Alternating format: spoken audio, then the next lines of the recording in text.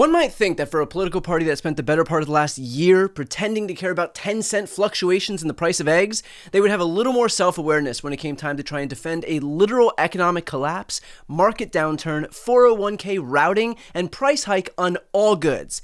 And yet. But the short-term fallout is already being felt. The market today down, S&P 500, the NASDAQ, the Dow, down. Tech stocks absolutely hammered down 10% on the NASDAQ. It does deserve some context. What do we mean by down? What do we mean by down?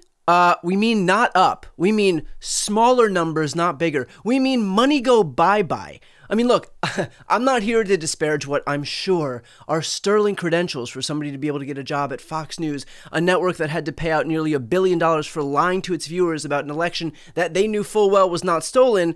But when you are parsing the definition of the word down in front of a national audience, doesn't exactly inspire confidence.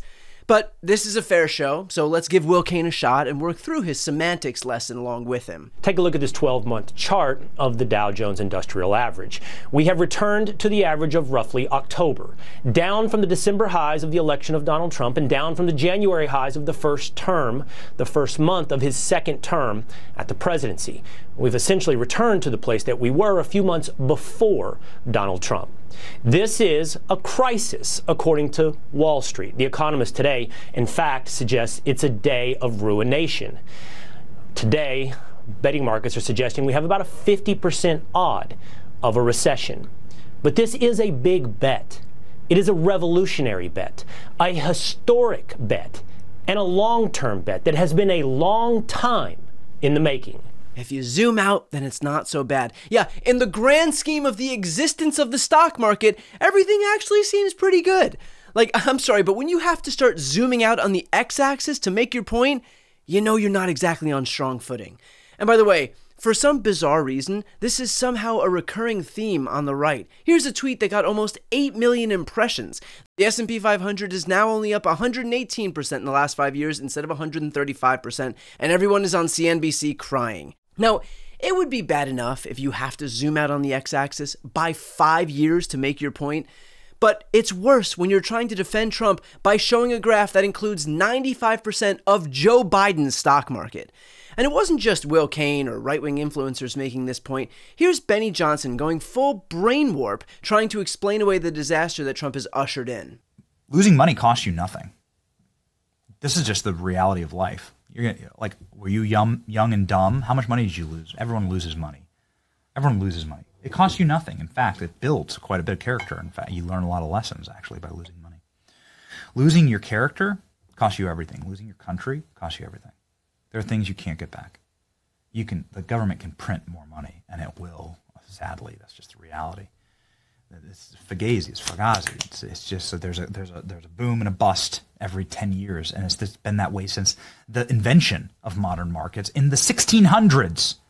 The Dutch crash of 1649. You ever heard of it? It's just the way that it works. It's the way that like monetary policy has always worked.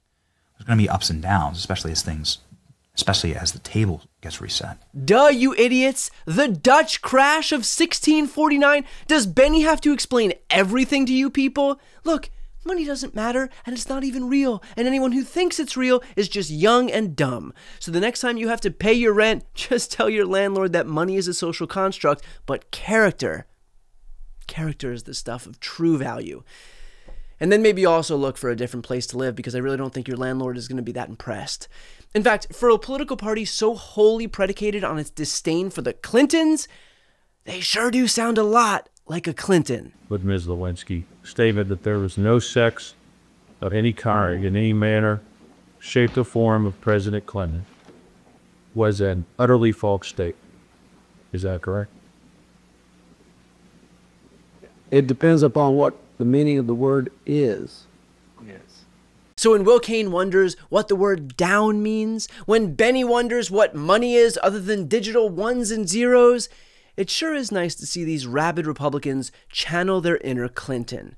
And then, of course, there were the usual bargain basement hive mind commentators like this, trying to claim that the fault here really lies with, you guessed it, Joe Biden. We're trying to build American jobs.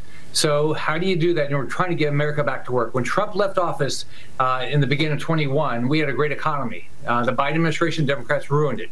We had an economy that was in a state of calamity and catastrophe.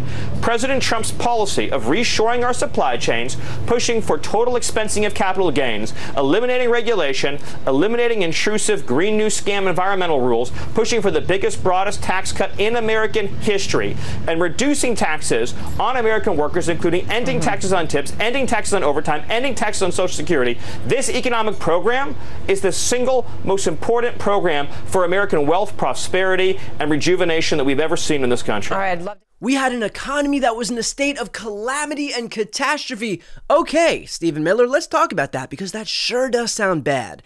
Joe Biden left office having added 16 million jobs, a record. The unemployment rate was at a 50-year low, near 4%. The stock market was at a record high. We had the strongest GDP in the industrialized world. Compare that to now, where the market is in correction territory, economists are forecasting a recession, we're in the midst of a trade war, companies are laying off workers by the hundreds. Now, I'm no math genius, but if you can explain to me how Biden's metrics there were bad, but Trump's are somehow good, I'm all ears. Now, granted, yes, prices during the Biden era were high as the result of post-COVID inflation, just like they were high across the entire world. But guess what? Now, thanks to Donald Trump ushering in a voluntary recession, they're going to be even higher across the board. I mean, these tariffs are broad, and for some countries, they're very, very big, like China. So think footwear, think clothing, think all kinds of electronics. The list is pretty long. Sporting goods, toys, fruits and vegetables, furniture, wine and spirits, cell phones, you know, the cars in particular. So it's difficult to have a leg to stand on if the one thing that you can hit Biden on, you are actually making even worse. You can't really whine that eggs were $1 higher when you are simultaneously wiping out the retirement accounts of hundreds of millions of Americans, now can you? I mean, you can, but you'd have to be completely lacking in self-awareness and so far up Trump's ass that you could basically touch the back of his teeth. So, yeah, I guess that explains this guy. In fact, do you realize how much of a partisan hack you have to be to make Ben Shapiro seem reasonable? Yesterday, President Trump declared that it was, in fact, Liberation Day. His giant tariff policy that he just dropped on the market unilaterally, probably unconstitutionally. Trump's reciprocal tariffs impose hundreds of billions of dollars in new taxes on Americans, be the largest tax increase since the Revenue Act of 1968. One of the biggest tax increases on American consumers in the history of America. And it's going to cost American consumers. It will cost American producers who use inputs from other countries. The Dow Jones Industrial Average plummeted immediately more than 1,000 points. The S&P 500 plummeted more than 3%. The NASDAQ plummeted almost 4.5%. There are real-world implications for this sort of stuff. Trade wars are in fact not good and not easy to win, particularly if you don't actually have a plan. It is predicated on a bad idea of how international trade works. A fundamental misunderstanding of trade deficits. Trade deficits they're an accounting procedure. Trade deficits have pretty much nothing to do with the health of an economy. I can name you a period in American history where there was a fairly large surplus in America's balance of trade. The entire Great Depression. In other words, shouldn't be that hard for the rest of the GOP to acknowledge objective reality that destroying our economy, destroying the market, destroying everyone's 401ks, all in deference to a stupid across-the-board tariff policy is a miserable decision.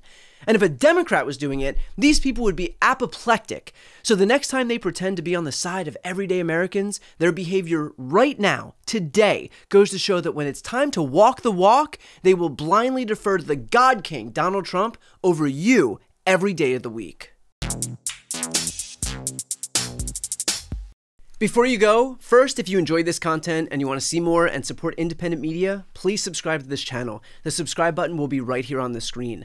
But second, the reality is that we're now in a political environment where this administration can lean on any of the social media platforms to suppress certain voices if they don't like critical coverage. That means my longevity here is in the hands of a few tech billionaires who are already making it clear that they're willing to cater to this White House.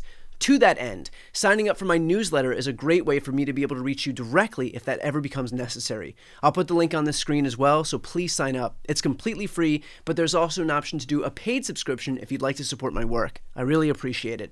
Thanks so much for watching.